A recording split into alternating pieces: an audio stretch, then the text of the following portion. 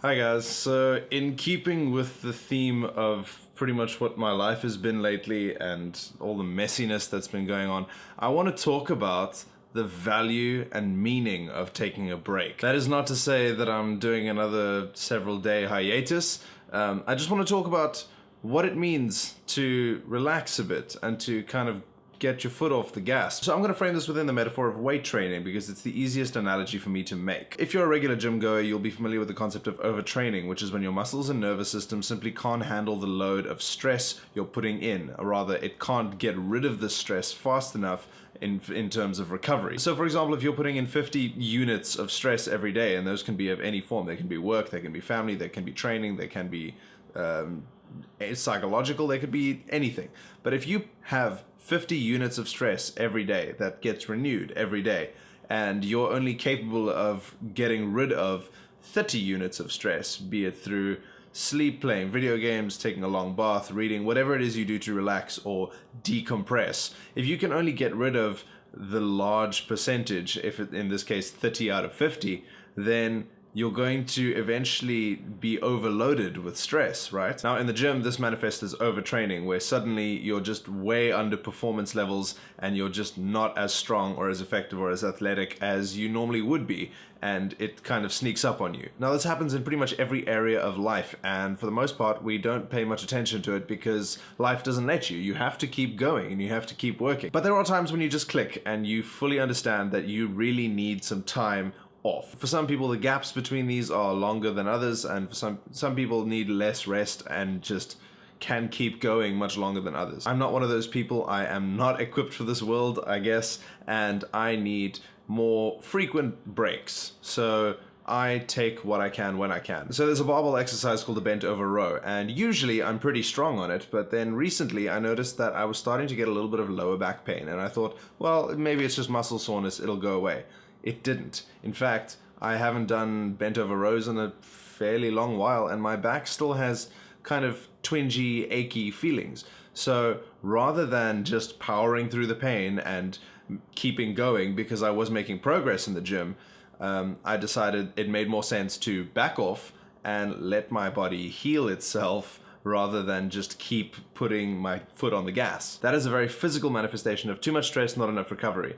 Well, it happens with psychological and mental stuff too.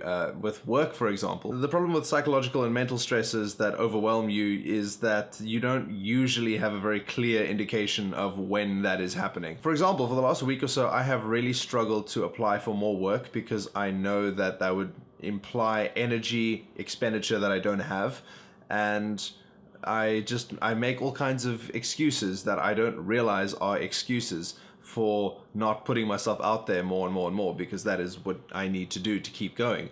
And you know, I find this little project and I do that little thing and I cook more food or I do whatever, and I get very, very sidetracked. But the problem with that is I'm not decompressing, I'm not relaxing or healing or de-stressing at all. I'm just ignoring the problem, which often just adds to it. That's what I mean by mental and psychological stuff can sneak up on you because you don't even realize that you're not dealing with something that really needs dealing with so that you can decompress. I'm saying decompress a lot. There is this weird prevailing ideology that if you're not busy working or gunning for whatever your goal is, you are moving backwards or you're not succeeding. I don't think that's true. Honestly, rest is crucial. To jump back to the analogy of weight training, if you were to train every single day, even if it was various muscle groups and you weren't doing the same stuff on back-to-back days and you were eating right and all that stuff, if you didn't get adequate rest, you would fall apart. The same goes for mental and psychological stresses, and for something like freelancing, which is a completely safety-free vocation, it would make sense that it is in some ways more and in some ways far less stressful than other jobs. So with that in mind, it makes a lot of sense to break this idea that we always need to be working, because it's not healthy. We need to realize that we are a series of systems, and those systems need to be maintained.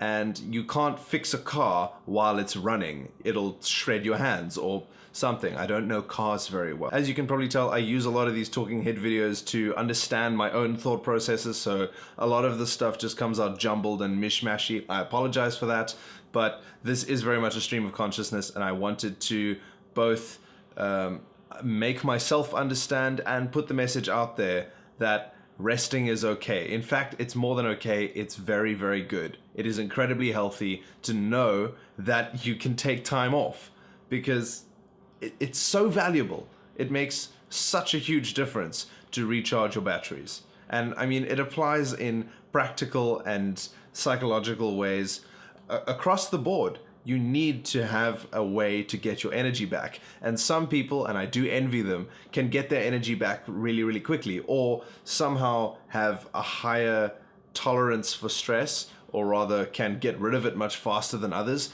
That's great. And if you're the kind of person who can do that, you are incredible, and I want your genes. But assuming those people don't want to sell those Levi's, haha, I'm so funny. Most of us have to make do with trying to find a way to decompress in as efficient a way as possible. And in a lot of cases, that means taking a step back from the things you love doing or the things that you need to be doing. And that in itself can be stressful, but there is a balance that has to be struck. The balance being that you know you have to do thing A, but to be able to do thing A, you still have to meet prerequisite B, which is have enough energy. So if anything, the closing thought here is stop being so hard on yourself for needing rest. Rest is the most rational, logical, necessary thing out there. It allows you to get your oh so precious energy back so you can go out into the world and do amazing things. So with that in mind, that is all for today. I'm gonna go sleep.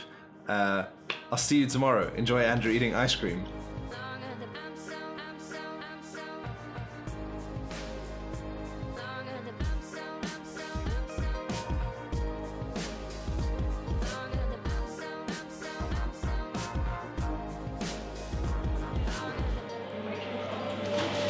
Please subscribe.